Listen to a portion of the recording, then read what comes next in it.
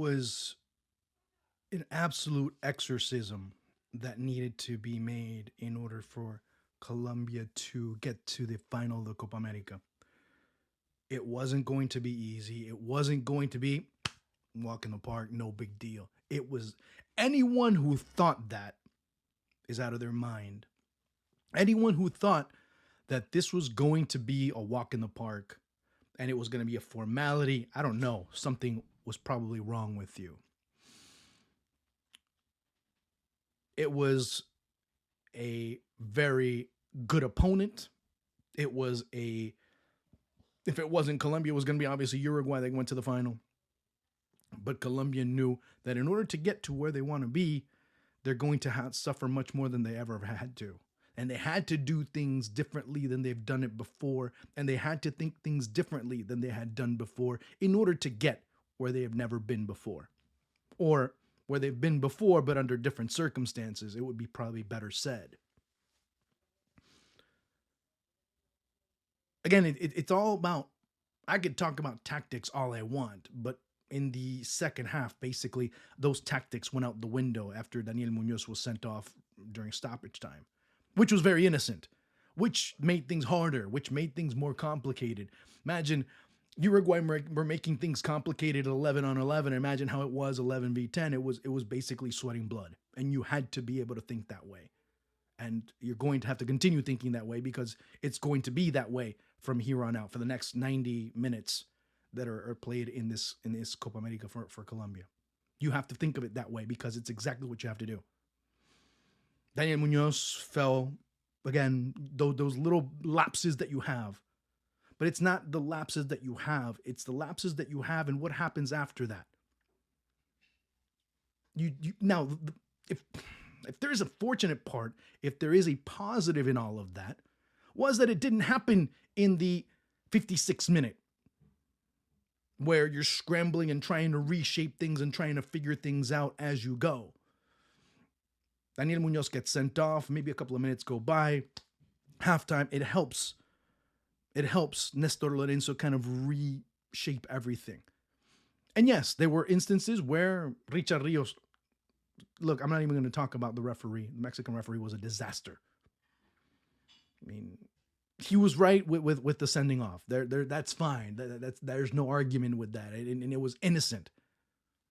It was lacking in terms of thinking at the moment in the situation what needed to be done. Nestor Lorenzo figures things out, shapes things out, not once but twice, which is something that Colombia have not had in the past in terms of a coach. With Reinaldo Rueda, that didn't work out because a lot of times he was slow making those adjustments. Nestor Lorenzo, maybe he wasn't supremely quick, but he thought things through and they worked out. He brings off James because he was with a yellow card. You can't have, let's say, well, things end up happening and things end up going the way they do. James Rodriguez gets sent off. Colombia down to 9. And let's say they did advance in that scenario. You're with no Daniel Munoz, you're probably with no Richard Rios, and you're probably with no James Rodriguez. So what ends up happening there against Argentina? It's a completely different team. But he figures things out, takes out James Rodriguez, starts to switch things around, and to me, Lucho Diaz was the man of the match. Why was Lucho Diaz the man of the match? He didn't score. His XG and gentlemen, ladies. When James comes off, when everyone starts coming off, Giancarlo, etc., Lucho Diaz is the only one that's left. And he's the one that takes the team on his shoulder. And the few times that Colombia were attacked, it was because of Lucho Diaz by himself. He said, don't worry, I got this. Did he score? No, he didn't score. But he attacked and he was always going, he was running at 1v3, 1v4 sometimes, 1v2s. Again, the doing things that you've never done to achieve things you've never achieved. Those are things that Colombia are doing now. I'm not saying that this is something historic, this, oh my God, but it is what I said before in previous videos about a team that's looking to change the trajectory, that's looking to change the mentality, that's looking to change not only all of that, what I've said before, it's looking to change how people look at them. If you understand what I'm saying, it's like I've said before. It's when they say who are the big teams in South American football. They want you to say, Mr. Neutral, Mrs. Neutral, Miss Neutral. Who are the top five? Who are the top teams in South American football? They want you to go immediately. Argentina, Brazil, Colombia. I mean, almost in a reflex type of manner, where you don't even have to think about it. That's their ultimate objective, to get Colombia to that point. And of course, into the World Cup as deep as possible, as far as possible, and why not? Let's dream a little bit. Maybe in a situation where they're within grasp of that World Cup. I don't know how close they'll get to that, but I know that they want to be as close as possible. They want to see the light shine reflecting off of that trophy maybe someday. When, I don't know. But they want to put the jersey where it is now. They want it in a better place come 2 years from now. And of course, that process continues on Saturday. Independent of what happens on Sunday, whether they win, whether they lose, how they win, how they lose, that step's been taken. Yet another step needs to be taken.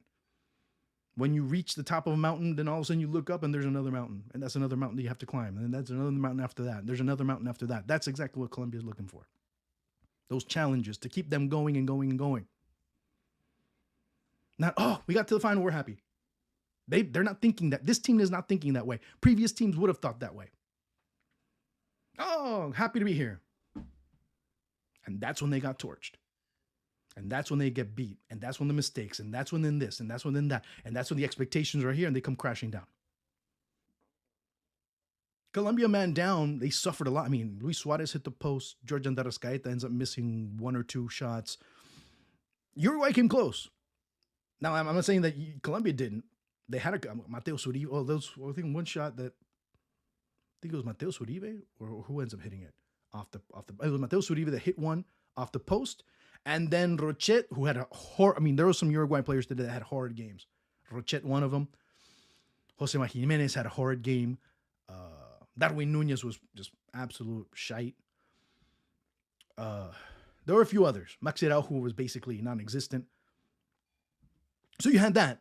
Colombia playing or executing much better compared to Uruguay. That's what the game came down to. It's not going to be pretty. It's not going to be beautiful football all the time. There's times that you're going to have to battle. And it was funny because I'm listening to Argentine TV. I'm listening to Uruguayan TV. And they're always questioning this generation of footballers for Colombia. They don't have that oomph. They don't have that desire. They don't have that. It's like, well, I'm here. I'm glad to be here. And it's all good. And this national team is kind of changing that mentality, or at least the players on this national team. Now, individually, it ends up being a different story.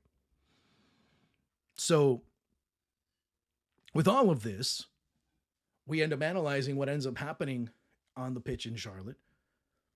And Colombia just were the better team at the end of the day. Yeah, in the second half, they defended, but defending is part of the game, ladies and gentlemen. And they defended staunchly, and they didn't allow for many big opportunities. Yeah, there were certain moments where Uruguay persisted and there were waves and waves of attacks.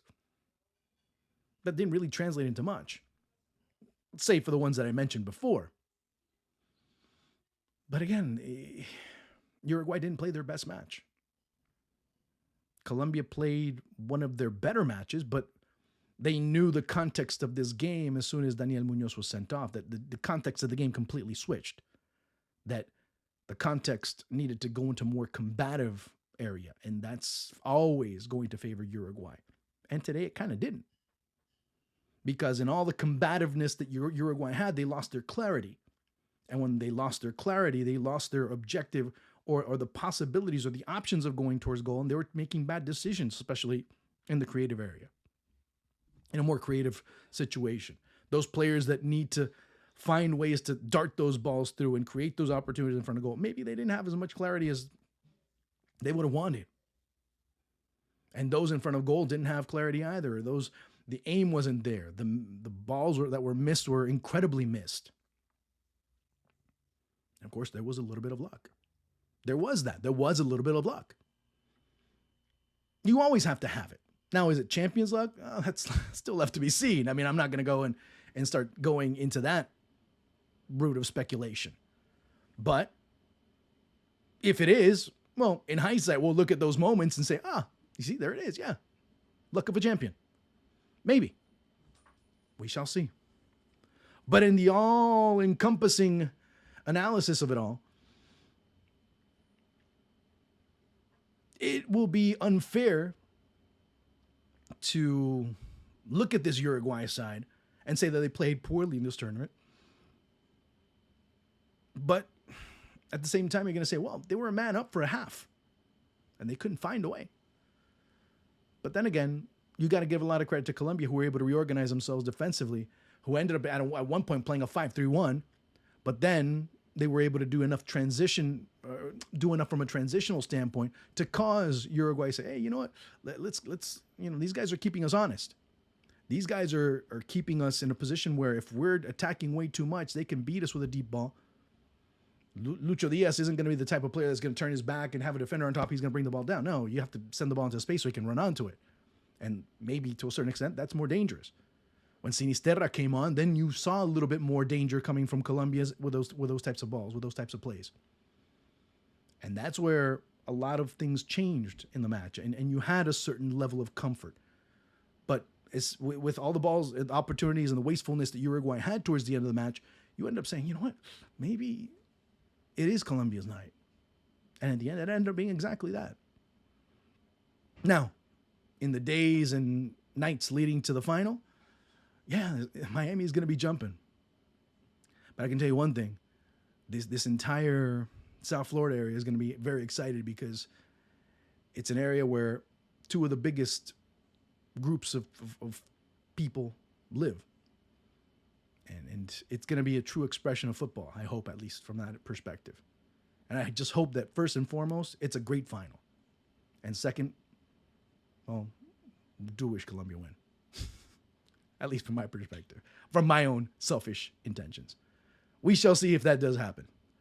But we'll enjoy these next few days as we get ready for a very exciting, potentially exciting Copa America final. Lots of analysis, lots of talk, lots of little bit of everything as we get ready for a hopefully great Copa America final. Share, subscribe, make sure you do everything, guys. It's been a pleasure. Talk to you soon.